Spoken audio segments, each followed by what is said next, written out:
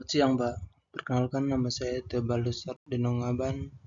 Di sini saya akan menjelaskan atau mempresentasikan materi tentang cara kerja pipe learning dalam prosesor. Baik, yang pertama, prinsip dasar dari pipe learning.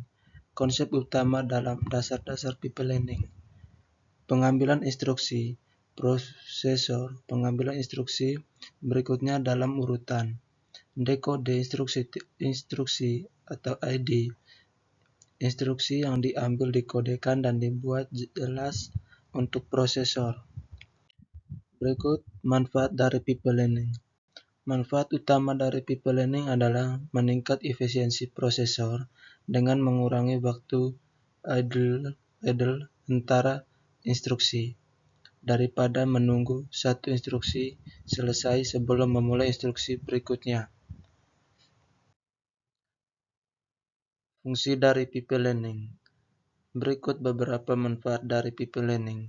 Sebagai gambaran proses penjualan, para sales dapat melihat tahapan seperti apa yang digunakan oleh perusahaan dalam menjual produk yang ada, sehingga mereka hanya perlu menyelesaikannya saja.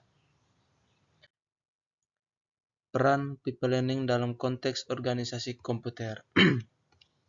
Secara sederhana, pipe learning adalah suatu cara yang dapat digunakan untuk melakukan sejumlah kerja secara bersamaan, tetapi dalam tahap yang berbeda yang dialirkan secara kontinu pada unit pemrosesan. Selain itu, ada juga faktor penghambat dari pipe learning. Yang pertama, bahaya data. Yang kedua, ketergantungan data. Yang ketiga, banyak instruksi yang dapat diproses secara bersamaan, siklus waktu CPU berkurang. Dan terakhir, keempat, variasi data. Baik, poin berikutnya, cara kerja pipe learning dalam prosesor.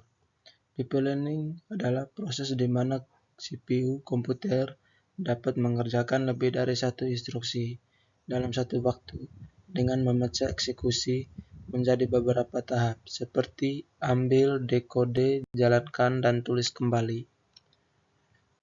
Poin berikutnya, keuntungan dari pipe learning prosesor. ALU yang lebih cepat dapat dirancang ketika pipe learning digunakan. CPU pipe learning bekerja pada frekuensi clock yang lebih tinggi daripada RAM. Pipe learning meningkatkan kinerja CPU secara keseluruhan. Baik, yang terakhir, kerugian dari pipe learning. Perancang prosesor pipe learning itu sangat rumit. Latensi instruksi meningkat pada prosesor yang disalurkan. Throughput prosesor pipe learning sulit diprediksi. Semakin panjang jalur pipa, semakin buruk masalah bahaya pada instruksi cabang. Baik, itulah materi yang saya presentasikan pada siang hari ini. Terima kasih, sekian dari saya.